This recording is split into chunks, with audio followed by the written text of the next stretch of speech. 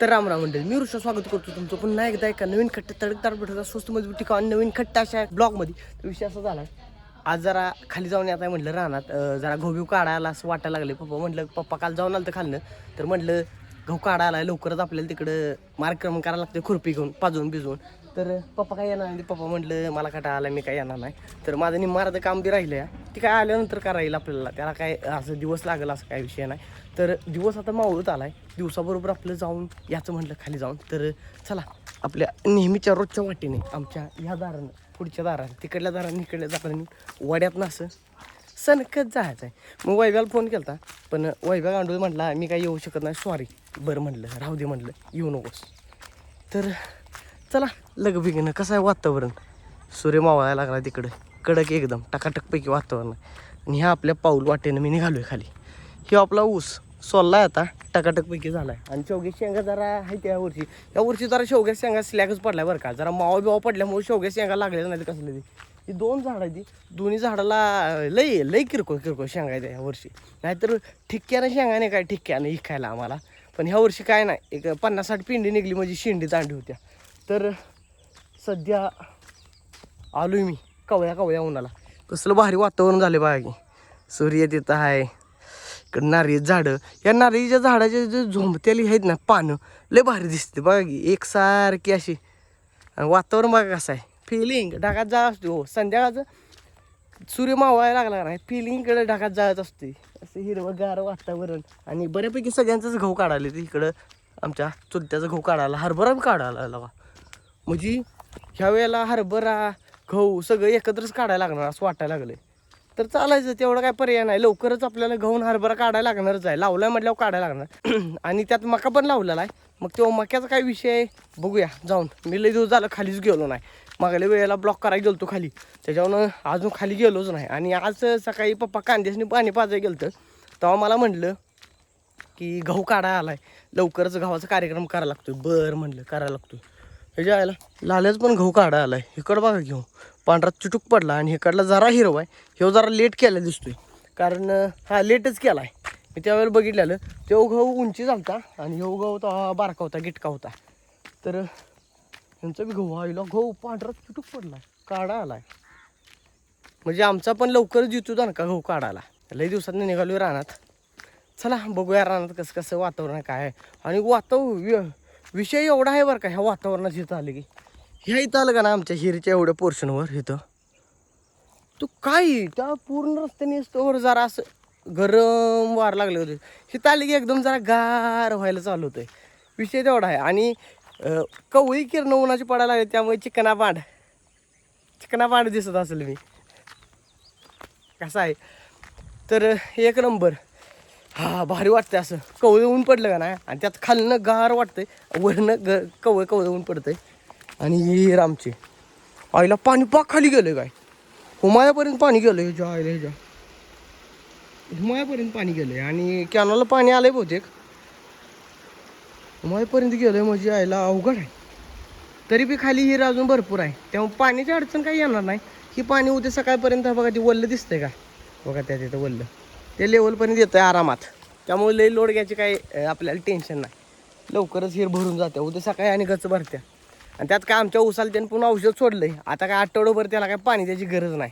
एक आठवडं तर फादर म्हणलं वाळलं पाहिजे ते जाम. म्हणजे पोटॅश वगैरे काल सोडलेलं आहे, ते सगळं ओढून घेतोय ना ऊस.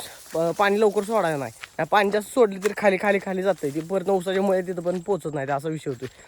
तर सध्या पोचलोय मी इथं खाली. ह्याच्या आईला भर उन्हाळ्याची लिंबू असते ती झाडासनी, ह्याला पालवी फुटल्या, पावसाळ्यात लिंबू लागलेलं. हा एक तर लिंबू दिसतोय बारका तिथं, पण भर उन्हाळ्यात आहे लिंबू लागायला पाहिजे त्याला.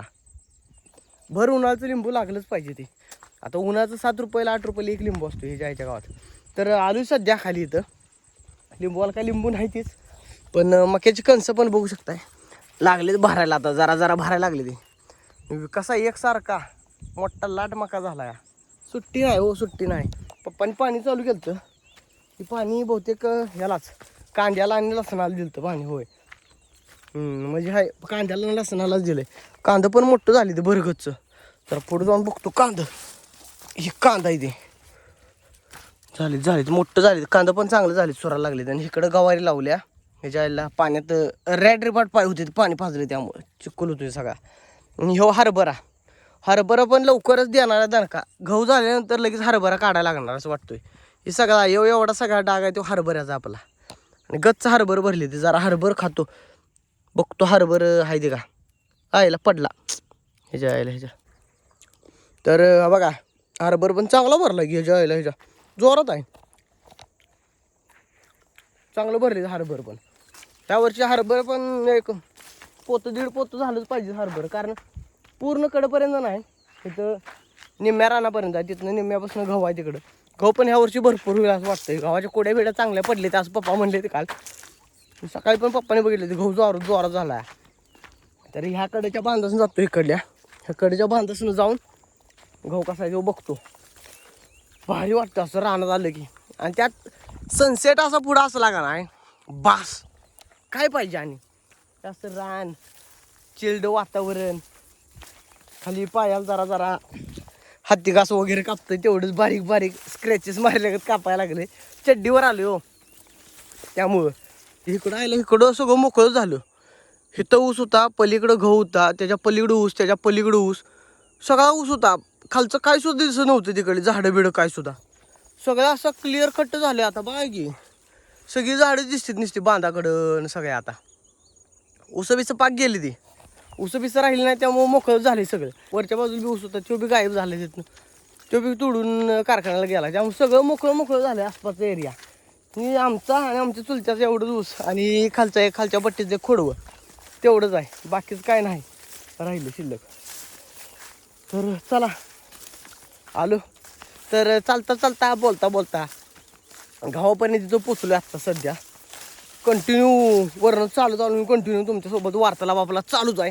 आणि गहू असा झाला या हाय वाळलाय बऱ्यापैकी सगळा ह्यो वाळलाय गहू. अजून एक 4 दिवसाला पाक गहू वाळतोय. कारण ह्या अशा कुड्या राहिलेत ना हिरव्या कुठं, तर ह्या पण परत पाक वाळून जाते. तर गहू कसा भरलाय बघूया जरा फोडून. जायला ह्याच्या टॉपचा गहू भरला की नाद करते काय टॉपचा विषय. अजून जरा एक कुडी फोडून बघतो वाळलेली पूर्ण. म्हणजे कसं एक कुडी फोडून बघतो म्हणजे आपल्याला गहू कसा आहे तो कळलं. जायला ह्याच्या टॉपचा गहू आहे की बघा ह्यो गहू आहे का. टॉपचा विषय बनता. गहू दचक्याबाद भरलाय दचक्याबाद. आता यातली एक गहू घेऊन जातो तुम्हाला कसा आहे. दचक्याबाद भरलाय दचक्याबाद. नाद करते का कडकनाथ कोंबडीगत गहू भरलाय.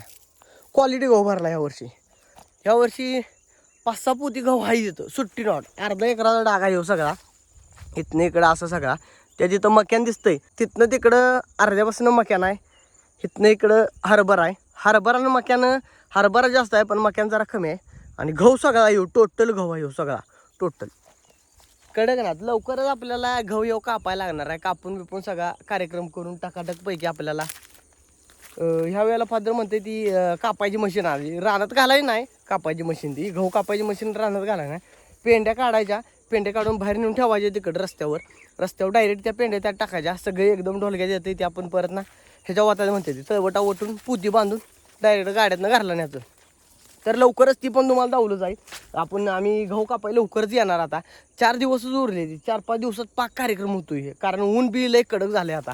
तर झाले गहू वगैरे बघितला सगळा. तर हिकडं नको आता हिकडं मोकळ्यातनं जातो.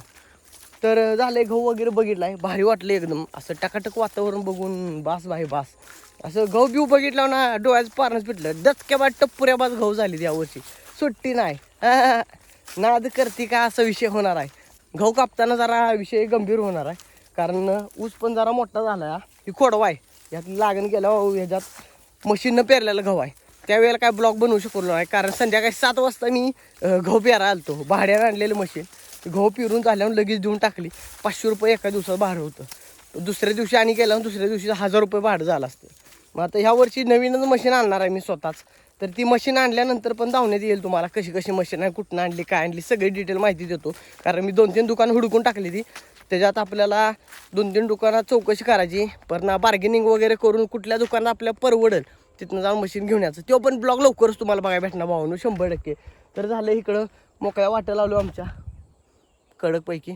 तर चला आता जातो घरला. वर जातो. पप्पा म्हणलं कटाळा आलाय मी काय जाणार लवकर घरला, तर पप्पा गेला असतील घरला. तर मी पण आता जातो प्लॅटिनला स्टार्टर मारून गायब होतो गावात जातो, जरा चिंग्यासोबत जरा वार्तालाप करतो.